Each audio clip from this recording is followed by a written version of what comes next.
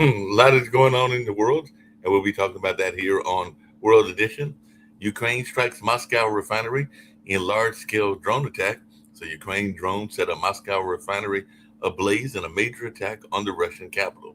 So Moscow hit by the largest Ukraine attack since the start of Russia's full-scale war. Moscow mayor says dozens of Ukraine drones were downed in an attack on the Russian capital. And Trump ally vowing death to cartels closes in on Colombia presidency. So De La Espriella in the Colombia election. So two sides of a political chasm share one fear in Colombia's presidential race. So Colombia's front runner apparently is no populist, is what Jacobin is reporting. And Colombia faces a historic choice, is what is been written by its last president, and that was reported in the Economist. Israel severs contact with EU diplomat Kaja Kallas. So a blood libel. SAR severs all contact with EU foreign policy chief over alleged apartheid comparison. Kallas calls for dialogue after Israeli FM foreign minister vows to cut ties with her. So definitely that's something going on in the Middle East. And there's a report from NPR that Russia's nuclear-powered Skyfall missile is dirty and dangerous. Faith, Belonging, and Survival, and Now Destruction, a photographic account of Kiev's Prechersk Lavra Monastery before Russia's attack. So, inside the race to save one of Ukraine's holiest sites from a Russian strike was what was being reported in WSG, which is the Wall Street Journal.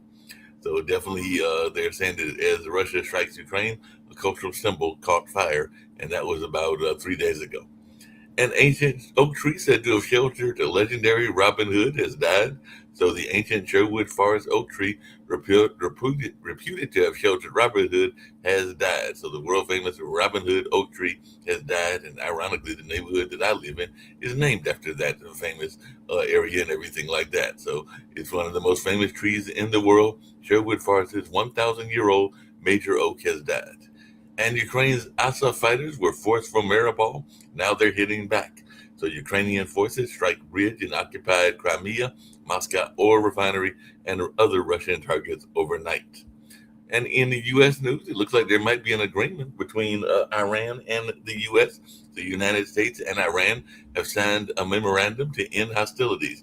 Iran gets major economic lifeline for minimal concessions in initial deal. I do understand that they cannot develop nuclear weapons and all along those lines. Trump hits back at critics as Iran peace deal fused debate over U.S. concessions. And definitely that's something to be reported about and thought about for several days. The Obama Presidential Center will be dedicated on Thursday, which is today. So Barack Obama confronts the work that remains for Democrats and for him. The Obama Presidential Center opening ceremony, museum dedication, lineup, and they're going to have a lot of great stars and everything like that. So that's something that folks are talking about as well. And Senate GOP frustration grows as Trump blocks Republican victories. So that's something else that people are covering as well. So Senate Republicans go increasingly frustrated with Trump blindsiding them. Trump upends Senate GOP plans once again with demands over the nomination. Trump feuds with Tholen and GOP, stoking election year rift. And fighters battle a massive blaze at the Boyle Heights facility. And the folks are saying what we know about the air quality after the massive Boyle Heights fire that's in Los Angeles. So, massive fire at warehouse in Boyle Heights triggers shelter-in-place orders, and definitely that's something that folks are talking about as it is engulfed the roof of a 500,000 square feet warehouse. So, the hour-long shelter-in-place order has been lifted now for the Boyle Heights warehouse fire. So, that's something that folks are talking about as well. And the Pentagon chief lashes out at NATO allies and announces a review of U.S. forces in Europe. So that's something that folks are talking about as well. Hedges lashes out at NATO and the allies and announces a review of U.S. forces in Europe. And Hedges announces U.S. review of Europe forces. Some say says some allies will fail. So that's definitely something that folks are looking at as well. Billionaire tax officially has enough signatures for the California ballot. So California billionaires tax qualifies for ballot, setting up a costly fight in that election in November. And a teenager dies after being thrown from a horse-drawn carriage in Central Park. So the man killed after a horse-drawn carriage bolts and flips near the popular New York City tourist destinations, and all in that way. And at Lincoln Memorial, reflecting pool turns green after renovations. So that's something that folks are talking about as well. And team Trump team labels cleaning algae from the reflecting pool a regional and national priority ahead of July 4th. Area photos show green reflecting pool, damage in South Lawn, and more. So definitely that's something that folks are talking about as well. And Tropical Storm Arthur, that might be one of the first tropical storms here in the area, makes landfall in Texas. So Tropical Storm Arthur, and folks are now going to try to figure out how much rain will fall in that area, and the remnants may redevelop off the U.S. coast. But life-threatening flooding and damaging winds are slamming the Gulf Coast as Arthur packs a punch. And it definitely looks like Tropical Storm Arthur was even hitting around Louisiana, because they were saying widespread flooding was reported across the New Orleans metro in Arthur's wake, and Arthur's ghost is fueling tornadoes and a high flood risk for the Gulf Coast. Baton Rouge is spared from heavy rainfall overnight as Tropical Storm Arthur downgrades as it moves through. So definitely we'll see about that. I'm going to bring in Nick Palveda and Sharif and hear their thoughts about these stories and other stories, since they're in other parts of the world. Republicans, by the way, are fearing that Trump is hurting their chances. He can't understand why. So Trump keeps blowing up his own agenda, and Republicans in Congress keep bunking Trump and see who voted against him. So it looks like some Republicans are actually going against him and voting against him, even though he is the current president. So we'll see how this all plays out. And Georgia Republican leaders nixed redistricting plans amid some pushback that they were receiving, and all along those lines. So I'll bring in Dr. Sharif. I might bring in Nick later on as well. I see he's off camera right now. But how are things going in Bangladesh? What's the big story in Bangladesh? What's happening in your neck of the woods, and all along those lines? Thank you for a great question. Actually, I want to give a special thanks to USA because they make a peace deal with Iran. Yes. This is very, very important for this global economy, specifically this South Asian market. Secondly, from my World Talent Economic Forum tomorrow, we have one of the largest innovation centers. It's called Chuet Business Incubations in Bangladesh. Perhaps this is one of the largest in South Asia. So we are launching with 2,200 venture capital ecosystems, as well as more than few thousand entrepreneurs. They're joining in our ecosystem. So tomorrow morning, I'm flying to Chittagong, and it will be a very big brand for Pot TVs and so on. And third important thing is that we are, I live in the Dhaka. Dhaka, you are right, the one of the biggest cities because of the population and so on. So I propose to this Bangladesh government and so on how we can develop a better city, how we can go for better urban plan with artificial intelligence, quantum computing, AI. What you know that we have a river called Purigonga. How we can go for these climate innovations with this river, with waste management, water purification, and air purifications. So that is the way I'm very hopeful because many largest corporations, government agencies, and some very powerful politicians and family they come to the under the umbrella of World Talent Economic Forum, and we are launching these $2.5 billion projects in Bangladesh. And those who come as an investor for this $2.5 billion investment program, they can go 10x growth for next 10 years for this investment because Bangladesh is a highly density populated countries, as well as with the revolution of AI, with the revolution of quantum computing and AI and the green technologies, it will be a massive improvement place for Bangladesh and for the global community. And what I call is a wisdom city, city of wisdom, city of hope, city of innovations, because I want to say the smart city concept. This is actually backdated concept with all of the data and relevant softwares and so on. But how human can utilize their wisdom, how human can utilize their productivity. Bangladesh has a lot of populations around the world. We have 300 million people, Bengali peoples we have. And definitely artificial intelligence and quantum computing and data is very important. But I want to say that data is a sovereign, like US corporation and China and so on. They're utilizing our data but we do not cannot protect our data. So, I through our program, through our projects, we want to utilize micro data centers, and we will utilize for Bangladesh sovereign.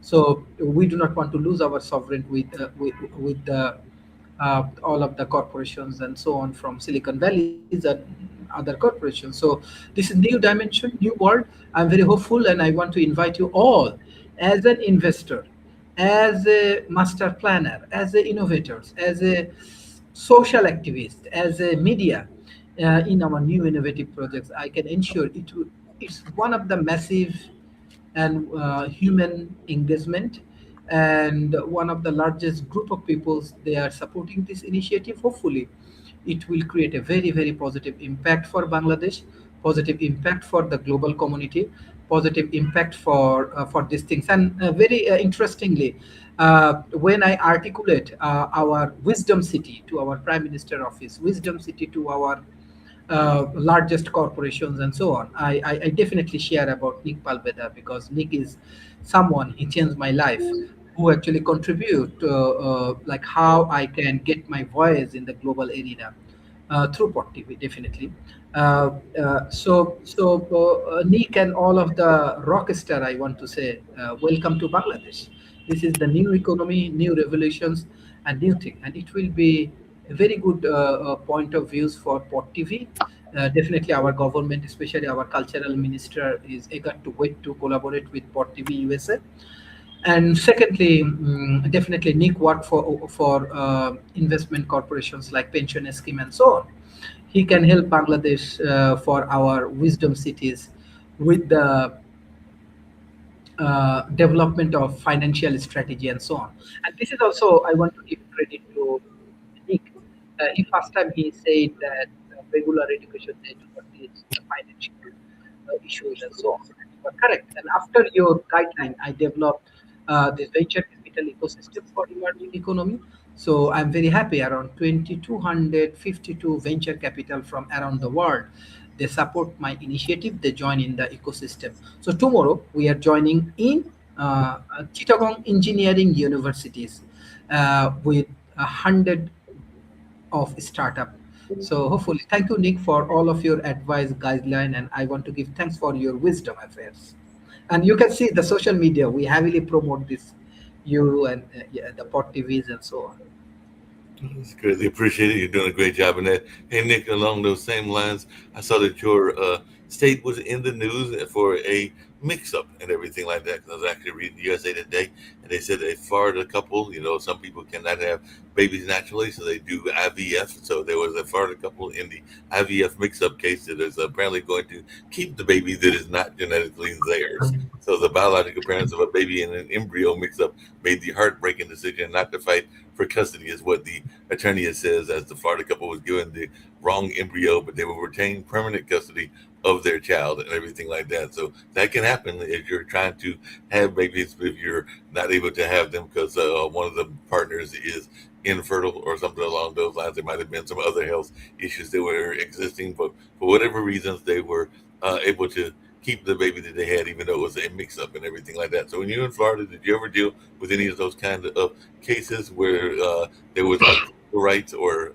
mix up and people that were trying to have those things, because it can become a legal issue as well. Unfortunately, it did not become one in this case because they apparently did not try to make it a custody battle. Absolutely not. I'm very specialized in what I get involved in, and so I get cases thrown at me all the time. But I'm not going to handle any of that stuff.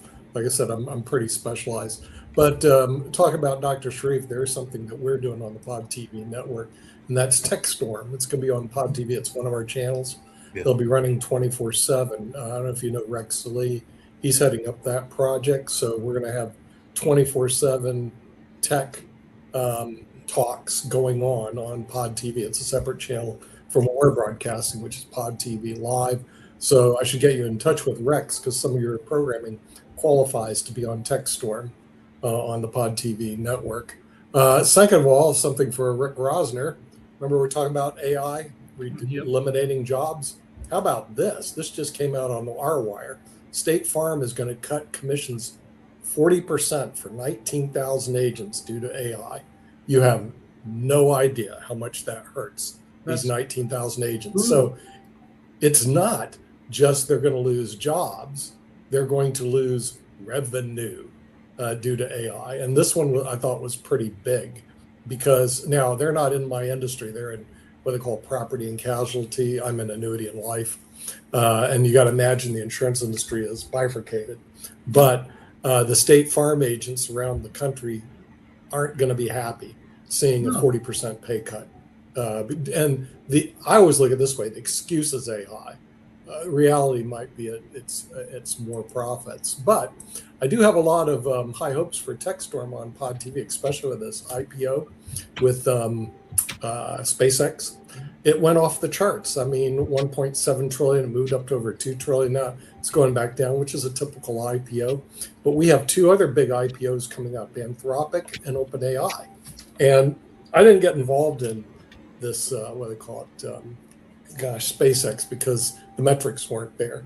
And the metrics probably won't be there for the next one. But the game is there for somebody who wants to make, I hate to say it, a quick buck.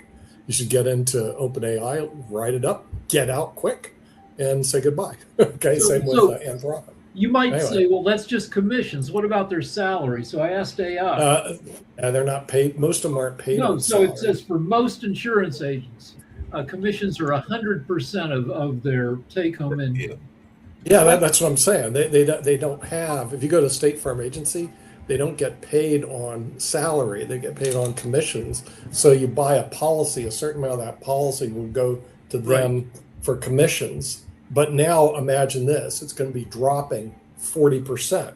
Yeah, if you were making $85,000 and just getting by in Minnesota, in frickin' Oklahoma, Nebraska, now you're going to be making $51,000. Correct.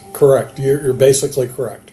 And they are all sitting there. They're like deer in headlight going, what are we going to do? Because I know a lot of these people, we have them as our clients even, because some of them do really well. State farm agencies can be very profitable businesses, but somebody going and saying, okay, your comp is going to get cut 40% next year, or coming up shortly, you're sitting there like a deer in headlight. What's going on? Nick, AI is testing a lot of industries, because I know even in one of my other jobs, the testing company, that we've been for the last 3 years testing against AI, but so far the humans are winning because AI doesn't really understand all that much about human nuances. But that doesn't mean that they won't eventually make it a cost-cutting decision and let the AI grade the papers eventually as well, or score the papers, because they don't like to use the word or the term grading, because that's more of a teacher for responsibility, not that of a score if you're an evaluator for a testing company and everything like that.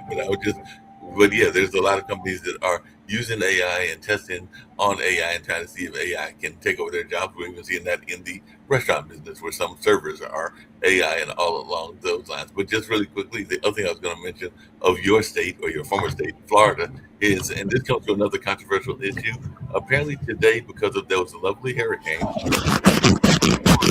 beach is emptying alligator Alcatraz. So all the detainees were transferred out of that controversial migrant facility. So that had to be a logistical nightmare and everything like that. So environmental groups are criticizing taxpayer spending at alligator Alcatraz after the detainees were moved out. So it looks like they were having all these detainees as part of the crackdown on the migrants, and then they had to move them because they had them stored at a place that is known for getting a lot of tropical weather and everything like that. So I don't know, they probably moved them further in inland in Florida and everything like that. But I know that there were probably thousands, if not tens of thousands, maybe even, I don't know about hundreds of thousands, but definitely thousands, if not tens of thousands of folks that were there, and they had to do that whole logistical thing of moving them around. And I know just from doing logistics at festivals that kind of logistics could be a serious nightmare and everything like that. So what's your thoughts about the migrant situation?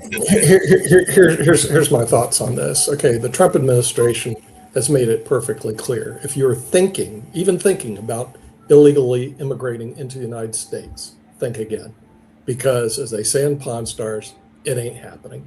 Okay, and they made it a real miserable experience for people that decide they want to come into the United States without filing the proper paperwork. And whether it's alligator, Alcatraz, or it's flying you to some country you're not familiar with, it doesn't matter. If you're going to come to the United States, you better fill out the proper paperwork, or you can forget it. Don't even bother coming here. As I say, in Pawn Stars isn't happening. So one thing, like it or not, that's how it works here. Now, in some countries, they think this is a great idea. A lot of the European countries think they should have done that because, unfortunately, a lot of the illegal immigrants have drawn down the economy of the country. I mean, it hasn't been good. So, like it or not, I would say don't think about coming to the U.S. if you're going there. Well, thinking about made Trump, it a very serious. and I know he's your good friend and everything like that. I had reported that, and Rick, I don't know if you had heard this. I had reported at one point, because that's what I had heard, that the Knicks had turned him down. But apparently, because he's friends with the owner of the Knicks, they are actually going to the White House and everything like that. Because apparently, I guess if the boss tells you got to go, then he'll probably get at least a few of the athletes to go, because Dolan, the owner of the Knicks. All right, let's ask AI. What's happening? See, AI knows everything.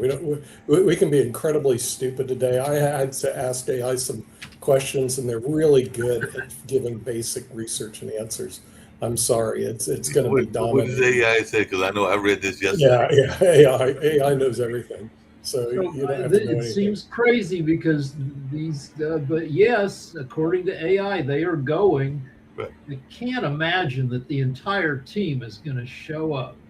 And I'm thinking that part of the reason that they're going is because Trump is personal friends and has been personal friends for a long time with Dolan. So Dolan's the one that actually accepted the invitation. I don't think the players. Is Dolan the owner of the Knicks? Dolan is the owner. Okay, so he's got a buddy relationship, and so the thing is, there will be a lot of Knicks going to the White House. I mean, I would go. I don't have a problem with it. Just because you go to the White House doesn't mean you agree with all the policies coming out of that particular place. It's kind of a neat thing to do. It's just like I went to the Supreme Court, but I had a case before it. But it doesn't mean I agree with all the cases that go through there. I mean, come on.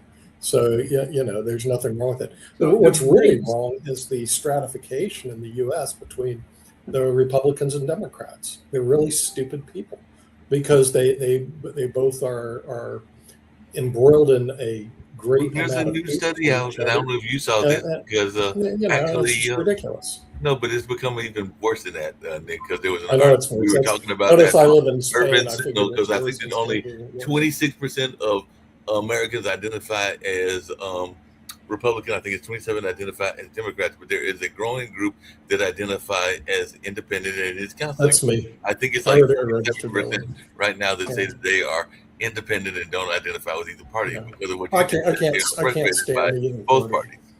So I actually registered as independent on my way out the door because I can't stand what both of them are doing.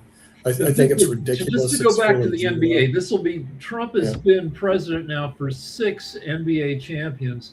This is the first time the team will be showing up at the White House. Good. Yeah. Well, I mean, the thing is, Dr. joined us as well, and I definitely looking forward to hearing his thoughts about this agreement. But before I get to that, the other thing that Trump has done recently, and I wish that Jacoby was here, because I know he's got some folks in his family, including the immediate family, that fall in this situation. But families with kids with disabilities are warning the education department changes could break a flawed system. So apparently they're already complaining about the system, and now they're doing these changes in the education department. So they're thinking that it could even make it worse and everything like that. So what is your thoughts around that? Because I think you, Rick, you may even have some family members that are in that kind of situation of being a disability of one sort or another, particularly young people. Even though I know your daughter doesn't have any. I'm sorry, I was just, what's happening with the Department of Education? They're moving it out because, Trump is moving like the part of the people that handle disabilities. I think it was disabilities and it might have been civil rights, but there's a lot of parts of the education department that they are moving to other parts of the government, and families of kids with disabilities are warning that these changes could break an already flawed system. Yeah, so they've made no secret of wanting to shut down the entire Department of Education. Correct. And so disabilities they're getting rid of. They already pretty much shut down the part of the DOE that's supposed to supervise schools to make sure that they are actually prosecuting sexual assault on campus instead of just covering it up. that part of their function has pretty much been shut down. Yeah. And by the way, a Trump-endorsed pastor has suspended his Oklahoma House campaign after a texting scandal. Yeah, you can get in trouble for texting. So Jackson Lemire has withdrawn from the Oklahoma House race, and he was the pastor for Pastors for Trump founder withdraws from the U.S. So House. he had a miss. Is this Texas? Where is this at?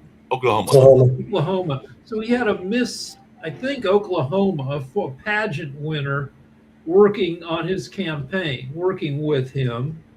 And she was going through a divorce, and they made out a few times.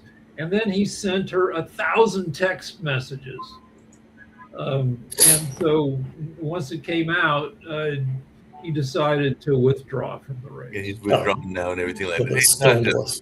Just really quickly, we have an agreement apparently between Iran and the U.S. I know that you were waiting for that and other agreements to come down on Friday, but what is your thoughts around this agreement? Will it hold on? I think that they can't develop nuclear weapons, at least that's what it claims. They're supposed to open up the Strait of Hormuz, and there's supposed to be other things that might be concessions. But I think even some of the Republicans aren't too pleased with the agreement because they think that there might have been too much concessions, because apparently we're supposed to help them with economic development and recovering from some of these war attacks and everything like that. So what is your take on the agreement, and do you think it's a fair agreement? It's a bad agreement. There is no Friday. It's not an agreement, it's a memorandum of understanding. Yes, you're correct. It's memorandum of understanding. Thank you. It's not by agreement by any means, and it has been signed yesterday. There is no Friday. There is no Saturday or Sunday. It's been signed. Now, what obligations, if any, on Iran? Zero. There is no obligations of any kinds. Now, the Strait of Hormuz will be open, but it was open before the war. 4 months ago, Strait of Hormuz was open to anybody. Now it's going to be under Iranian control, and they will take fees, consulting fees, engineering fees, all kinds of fees from these tankers that have to cross this. Then there is something interesting is the agreement, the letter of intent, agreement. No, it's not agreement. It's letter of intent. Call it any way you want it. It's not binding. It's a piece of paper which is zero. Zero absolutely on everything.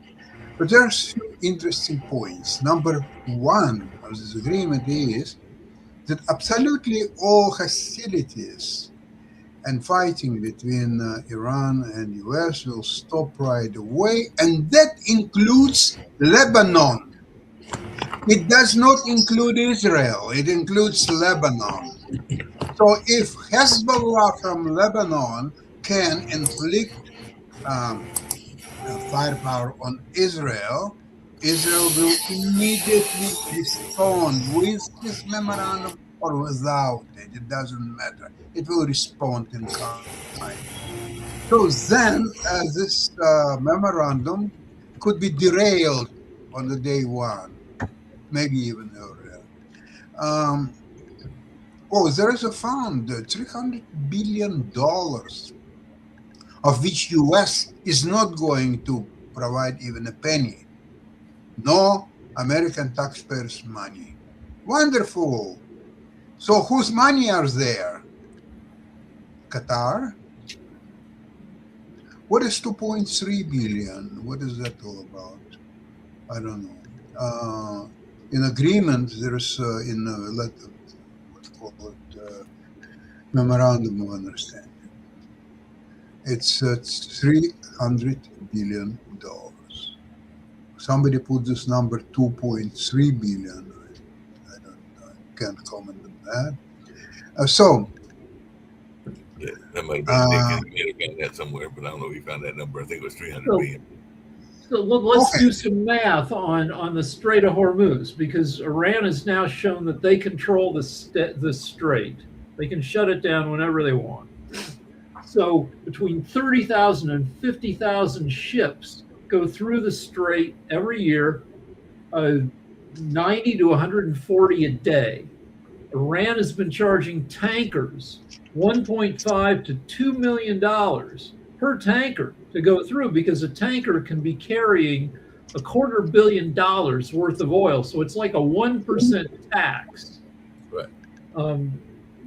And so $2 million a day times 100 ships a day is $200 million a day. They probably won't make that much. They'll probably, but Iran has the chance to make, say, $100 million a day off of ship traffic. That works out to almost $40 billion a year. And that they were not charging before, but now they're probably going to charge. So we gave Iran a new business that generates $40 billion a day. I think that would make Iran probably a Fortune 500 company. Definitely a Fortune 500 company, ranked bigger than some of our own states, because some of them don't even have that kind of budget. I mean, I think North Carolina probably exceeds that because we're like 9th or 10th and everything like that. But some of the smaller states probably don't even have that kind of money in their coffers, or if they do, it's probably comparable and everything like that. So yeah, they're about to be a major force, and already might have been a major force and everything like that.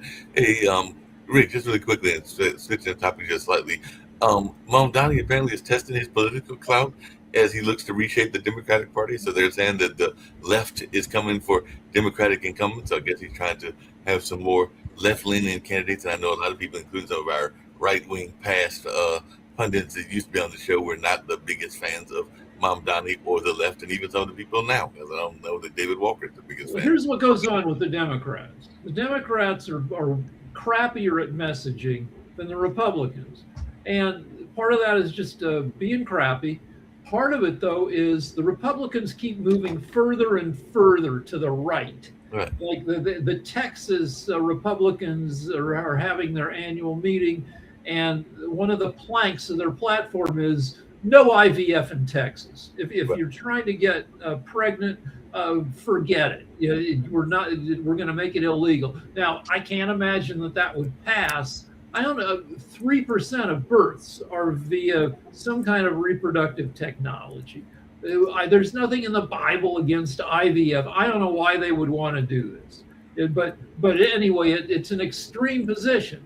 And the more they move to the right, the more of the political area can belong to the Democrats. But the more it's the big tent problem. That if the Republicans are all way the heck over here and the Democrats occupy the rest of everything, the Democrats are never going to agree on stuff, because you got the super libs who are socialists on one side, and then you have the barely Democrats on the other side who are basically like light Republicans. They're never going to get along, and you're never going to have unity. Exactly. And that makes a lot of sense. But by the way, he did do something that was interesting that may have made him some fans, maybe have not made him some fans, everything like that. But, you know, people, when they go to prison, they can also get college degrees. They can get high school diplomas. And apparently there were a couple of inmates at Rikers that got their college degree.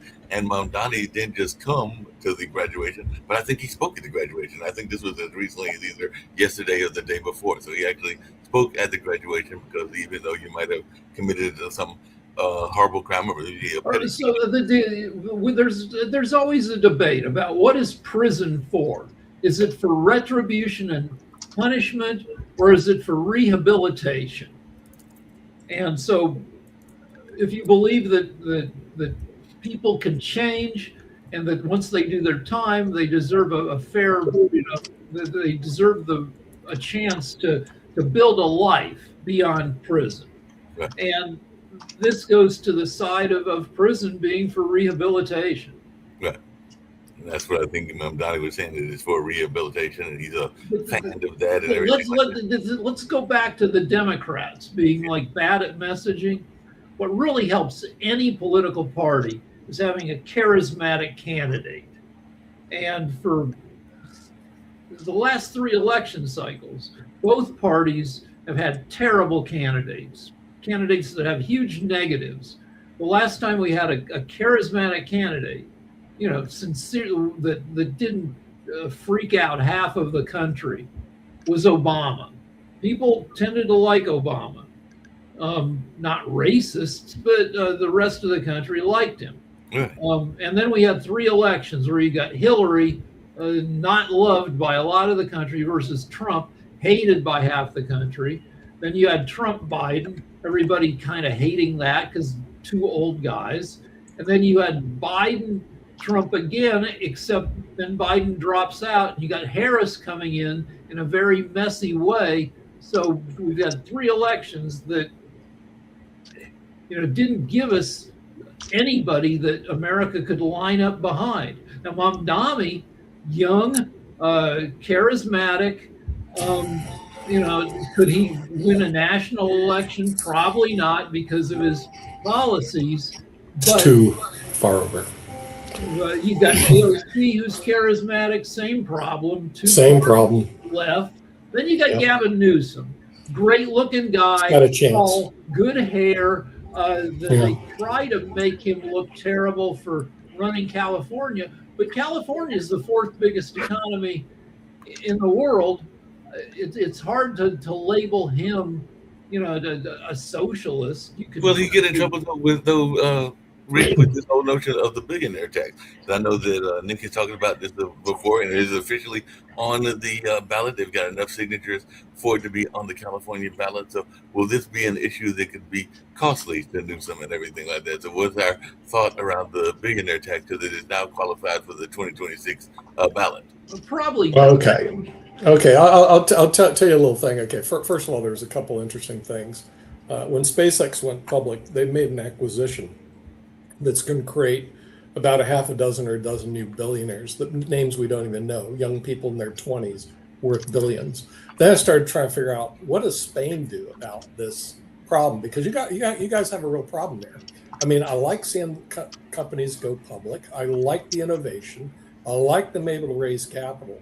But the average American, and none of our listeners, almost none of them, get to participate in this. The only way we participate, I guess, is to gamble on their stock. And that's it.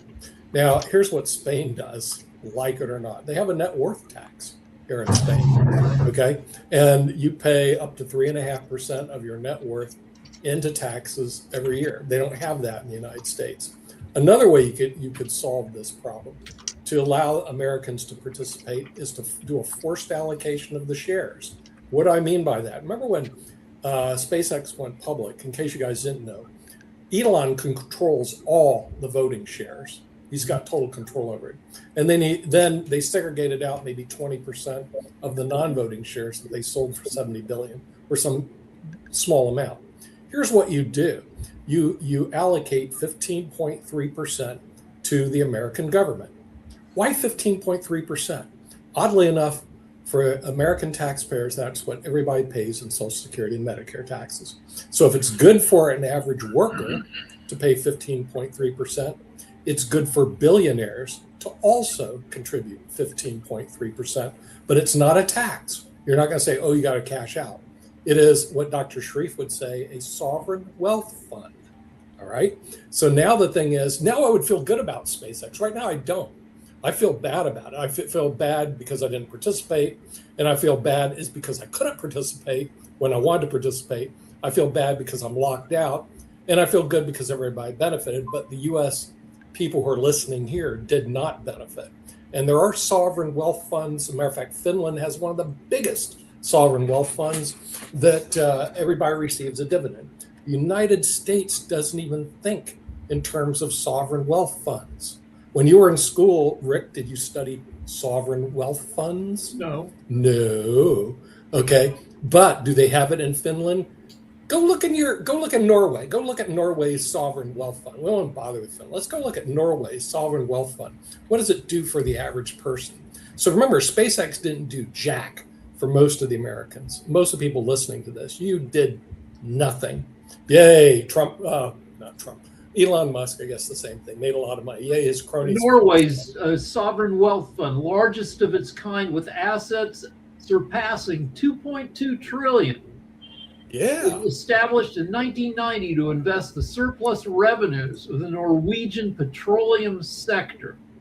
When the massive size equates to roughly nearly $400,000 for every Norwegian citizen.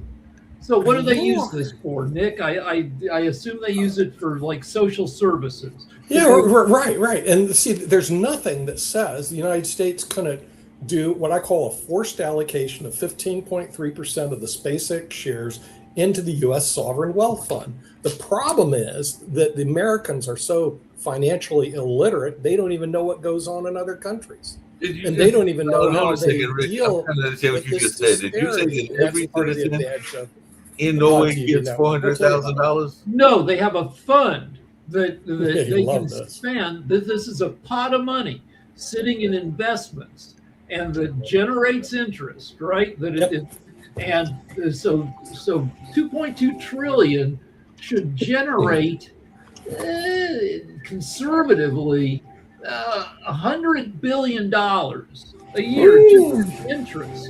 And they can spend it, I bet you, Norway. I bet you if you have a kid, you might get a year of paid maternity leave.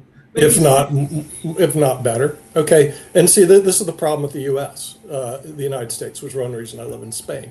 You guys don't have anything like that. It's a winner take all. It reminds me of when I used to play chess, and Sasha knows it. All right, so here's the thing. I looked it up, I guessed. Okay. I bet you Norway doesn't cost anything to go to college. No, it's free. Are you kidding me? So, hey, by the way, speaking of chess and everything like that, on my show yesterday, the online dinner party, I had a gentleman that has his own boxing ring and his own boxing gym. He's actually an Olympic, he trains Olympic boxers in Hickory, North Carolina. But you'll be glad to know both you and Sasha, he is a chess player, because he was talking about how chess players are like boxers and they have to think 3 moves ahead and sometimes even more than that. So he was making the comparison between boxing and the game of chess. So definitely, even though he is a physical man of boxing and is an admirer of Muhammad Ali and others, he is. Hold on, before you go on, I want to talk about Norway a little bit more. Here's what having $2 trillion can do. Parental leave for when you have a kid. You can leave and you get 49 weeks of leave paid at 100% of your salary, or you can take 59 weeks. You can take almost 14 months paid at 80% of your salary.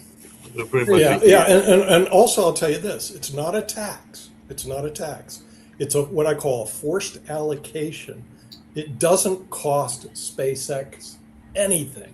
It doesn't cost any of these IPOs anything at all to do a forced allocation. And so now let's go back to the original question. Yeah. Would a billionaire's tax in California hurt Newsom?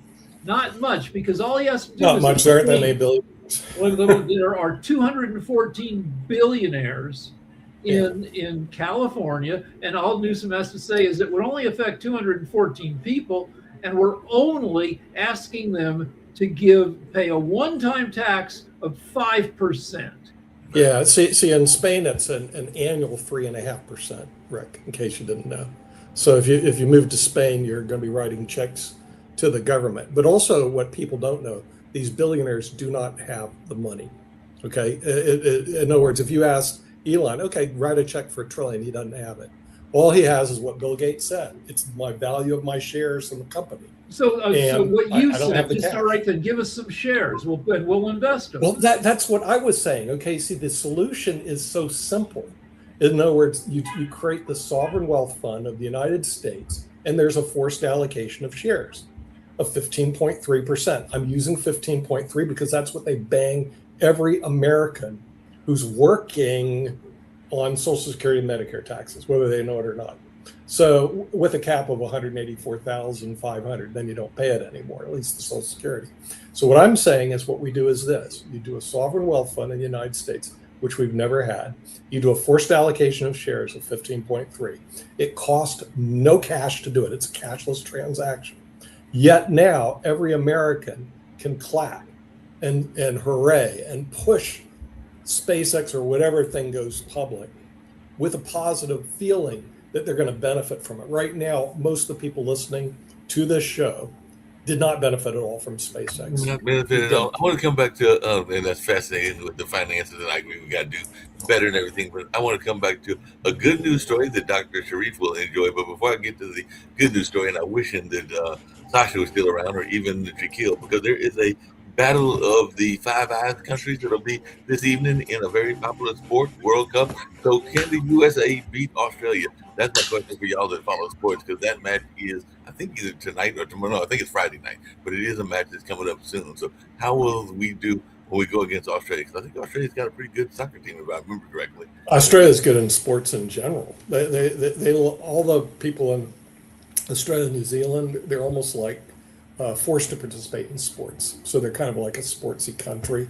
How they're going to do, I don't know. I don't know the soccer. Well, let's see what the bookies say. Yeah, the AI knows everything. Let's see what the AI bookies say. Hey, Mark, So, it goes back the to U.S. AI is knows everything. favored about 60-40, 62-38.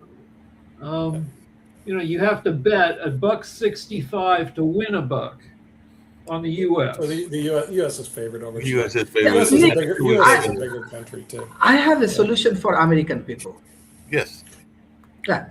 Okay, very good. As Nick are very frustrated about this IPO of SpaceX, as well as you are discussing about this average American, they do not have any kind of benefit. Why don't they focus on country like Bangladesh Stock Exchange, and they invest money over there, then they can go for it. Because let me just answer your question really quickly. The average American, that I can speak as one that would be considered an average American, while I love you dearly and everything like that, but the average American is, say, from Durham or anywhere else, even some of the rural towns, one, they don't know where your country is, and two, they are having a hard enough time investing in their own things in the U.S., much less invested in another country. Very small thing. Very small thing. Let's say we have microfinance, right? We have microfinance, but microfinance institution, we have operations in USA, right? Most of the microfinance concept and funding and so on, with this Bill and Melinda Gates foundations, with this, all of the like Bill Clintons and Hillary Clintons and so on, everybody has some very good relationship with these things. So if microfinance can be successful in USA with the collaboration, why don't me and Nick can do something for USA? Yeah, I don't know if it's considered microfinance. Well, hold on a second. Maybe you can answer this, but I do know a lot of people that are poorer got involved in not just wanting to go to the banks, because banks have their own issues like fees that they charge and everything like that. Even though you see a lot of commercials where young people are doing entrepreneurship, I think Chase even has a commercial where young people are doing all these great jobs and then they are taking their money to open a Chase banking account. That's the latest Chase commercial that's out there and everything like that. But a lot of people, particularly in certain societies, were getting involved in credit unions, which might be like a fine form of microfinance. So I don't know if Bangladesh has done that, but I know like here in Durham, there's the Latin Credit Union, there's Self-Help Credit Union, there are a number of credit unions. So some people will go into a form of banking that they feel is more affordable and everything like that. But I don't know what Nick's thoughts around credit unions. Like this microfinance institution, for your kind information, they actually do all of the, I want to say, the opposite things they do, what the regular banking system actually do. Right, regular banking system actually pay you money based on the equity, right? Based on the your any kind of equity. But microfinance institution, they do not take any equity and so on. Secondly, let's say regular banking focus on the rich communities, right? The rich people, those who have money. So microfinance institutions, they go for all of the women. They do not have money. Right, the grassroots level women and so on, the empowering women through entrepreneurial initiatives, and women are very good at social entrepreneurships. And so when I do research about these microfinance institutions, I find that all of the things they do what actually regular banking do, they do the opposite things. So you have to go for innovation, right? What Nick said, we have to go for innovations and so on, and we have to identify the market which will add values in the easiest way for American people. So, example, when you come as an investor in Bangladesh, you will get tax haven, you will get all of the support and so on. So I think that this is high time. Like if you see the Chinese people, when I was in California, I see that Chinese people are like an immigrant nations. Like Nick is very smart. Very, very smart. Nick, right now, he identified that the Spain is the very good opportunity for him, and he moved, he live, enjoying his life. So why don't the US people, they think like a Nick, or identify some of the countries for them, and better opportunity for investment and Well, gaining the from part of them. that is the way that the U.S. is set up, and Nick may not agree with me, but I'm just going to give part of my theory because I talk about it even in my history talks at Hayti and everything like that. Is that there is a lot of people that are in societies. I know that Rick is familiar with this, and they are insulated in their societies and they support each other. Like a lot of the Indian people here in the U.S. live in a part of Cary where they oftentimes support each other and are living in a community where they support each other. But unfortunately, some of our communities, when they support each other people are threatened by that and they don't support it. Because W.E.B. Du Bois talked about that in our African American community, which was one of the Black Wall Street, because he had this code about how you could literally be born at a hospital, have a black doctor, die, and have a black funeral home director, but you could also get your suit, and I'm paraphrasing, your suit made by a black suit maker. You could even get your own mattress made by a black mattress maker and everything like that. But that was in a community that was very, it was insular and very much in a community and all that. And then they destroyed that community. They built a highway through it, just like in Tulsa they bombed it. In Wilmington they firebombed it and everything like that, or they burned it, I should say, and everything like that. So sometimes some of the people that are in power are threatened by the fact that people are finding ways to support themselves and their communities.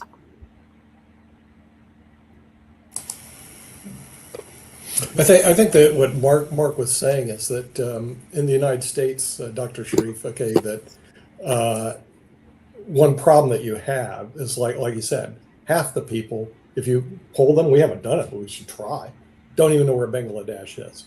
Okay, so you show up on this show, and so you're giving Bangladesh a lot of exposure. I'm telling you that. But the average American who you said show where Bangladesh is on a map, we should go do that just to see what comes up.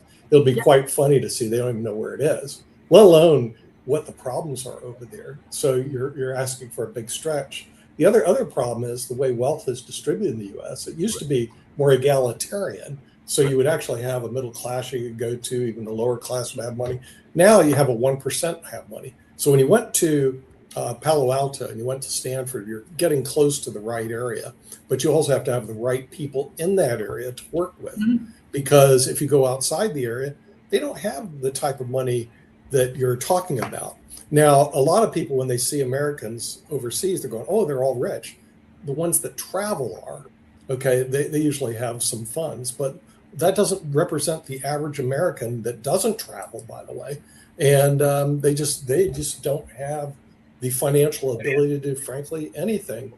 Speaking about our political commentary, we have Steve Rao, who has joined us, and maybe he'll have something to say. Steve, I proposed a sovereign wealth fund in the United States. We don't have one, but as Rick did his analysis, Norway does, and they have $2 trillion. When the IPO of SpaceX went off, none of the billionaires paid any taxes, zero. And I'm saying I don't want them to pay taxes.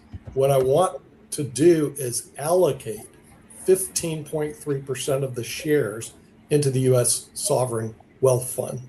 That's all. It won't cost them a dime, and just do an allocation. And in Norway, they did it, and now, according to Rick, the sovereign wealth fund is. I don't want that right now because we're heading into 1995 with the new laws being proposed by the SEC, where they want to go back to biannual reporting, where the owners of these companies can manipulate a lot of the funds, steal them, and the company go under before anyone knows about it, which, we have this documented in history.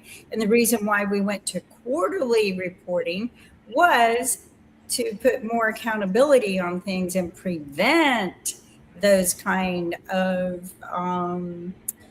inappropriate actions by corporate leaders. But it happened once. people should have learned from it, but we've got a MAGA society that doesn't learn from their mistakes, and it's scary. I have to admit, I'm really scared right now for the market, for anything that's invested in right now. If the SEC approves it, SEC approves it, and the reason this is bad because everybody goes, well, it's an option. But everyone's going to choose to go what's legally laxating for them. If it's easier for them to do biannual, they're going to do biannual. The accountability came in 1995 when so many were busted in manipulating the funds and stealing them and letting the companies go bankrupt. We saw this with Nortel. We saw this with various other organizations. And I just think it's a bad thing. I don't know. I don't comprehend why they would want to even go back to because it's a lack of accountability, and they have a president who loves lack of accountability. I have a question for Steve. So at this point in Biden's presidency, he destroyed his approval rating for the rest of his presidency by withdrawing abruptly from Afghanistan. Now, Trump has done something as bad or worse with this ridiculous war, but will it hurt him like Biden and Afghanistan, or is Trump just freaking bulletproof with his base? I guess he's bulletproof with his base. I think it'll hurt him with the Democrats. And guys, I'm sorry I'm late again. I'm a lobbyist now, and so I can't control the session, so I can't get the Wi-Fi to work. But the legislature, North Carolina legislature, they've got terrible Wi-Fi. So I think that he is bulletproof with his base, but I do think it gives the Democrats an opportunity to make up the very point you made, that he's made the same mistake as Biden, and we have a foreign policy now that is just going in, invading countries, scorched earth, and then let's worry about fixing it later. And meanwhile, while you do that, you sabotage the economy, and this whole thing of now the economy. I guess one strategy is he gets it as bad as they can be so that things get better. And then he goes, well, things are getting better, right? So I think it hurts Rubio as well, because he's just standing by the president's side, and, he's running for president. So, I think the last Secretary of State to become president was, Rubio may not be following in his footsteps. But, I think Trump is just not really worried about, I just don't know whether he's making decisions, getting good information, whether he has the right people around him, and also just his mental health. Is he physically and mentally okay? And I think those are the questions we need to be asking of our president or any president, regardless of whether they're Democrat or Republican. Hey, just really quickly, Steve, along those same lines, how concerned are you about his health? Because, there was a lot of concern, as Rick just said, about Biden at about this point in his career, and there's already concerns about the state of Trump's health. He did just turn 80 yesterday or a few days ago and everything like that. So how concerned are you, as a person that is a lobbyist and has run for political office yourself, about the health of our current president? I'm worried about his mental health a little bit. I sometimes get worried. I see the behavior somewhat erratic, very impulsive. I think a president needs to be somebody that's being calm and methodical, not being vengeful or vindictive. And so that's why physically he may be okay. I've noticed a little swelling on the face when you see him up close, which makes you wonder about, just from the face, but not as healthy as it looked 4 years ago. Of course, he's 81 years old. I'm not a doctor, Mark, but I can just tell you that he doesn't look like a clean bill of health. And when we say health, we think of mental health, physical health, spiritual health. I think like he's off on all cylinders. But when you're making mistakes or you're not doing well, and you've got people that are in the corner going, "This is great, this is great, this is great," you almost feel some kind of a narcissism where he just believes that he's so wonderful. I will say that he has an incredible amount of confidence, which I kind of admire. After going through a stunning loss myself, I don't think I'll ever run. It damaged my mind.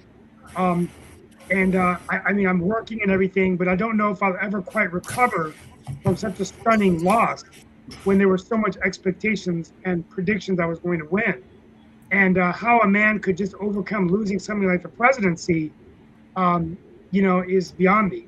I mean, and so I wonder about that.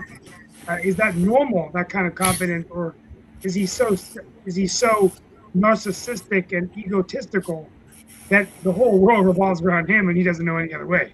Yeah, Steve, in your case, the election was stolen. It irritates you. Right. So do you think the U.S. can survive another 2 years of what we're going through right now? Yeah, I do. I mean, I think we can. We're survivors. We'll get through this.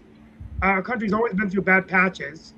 I think we need to start having better conversations with ourselves about what kind of country we want to be and come together. But I would encourage any Republican or Democrat, independents that are in the center to start really leading, and let's quit succumbing to the extremes, and let's have a conversation about the economy and our stance in the world. And then I do think America can get to a better place. The good news is there's only one way we can go, up. Yeah, we can only go up, and I know we're wrapping up and everything like that, but I will, speaking of being that kind of attitude and everything like that, that's the other story I was going to mention that I didn't get to, but I just want to share it. It is a sad day when somebody passes away in a plane crash, and there was a Capital Factory CEO that passed away, but apparently there was a lot of efforts where volunteers, and you'll get a kick out of this, Kim, because I know you got family and people in Texas, but they raced to save the passengers, including the teenage son of the person that passed away. So Joshua Byer passed away, but they apparently used a sledgehammer and a shovel, so they found whatever they could to actually get to this fiery plane crash and rescue somebody or rescue folks, and all along those lines. So I think they only killed the one founder, but they did manage to rescue, and that was one of them cases where even in disaster we can come together and not worry about what the person's politics are and just try to find ways to rescue somebody, because apparently these were volunteers and common citizens that were using everything from a sledgehammer to a shovel to rescue this teenage son and the other people that were there. So it's just so good that we can have those kind of good news kind of things. And thank you for sharing those good news. And Steve, you're absolutely right. From where we're looking, we only have one way to go, and that's up. So, folks, we're going to bring you more news tomorrow. Thank you, Steve, for joining us. Please continue coming because you bring us a wealth of information. Mark, thank you so much for running this show. Great. Everyone looked great. Kimberly looked great. Oh, thank you, Steve. We need to get together and have lunch and talk about what you're doing. Right. I need to get up to date, not just about our local, but about global. I love it. Thanks. And everyone, just please, until we see you tomorrow, take care.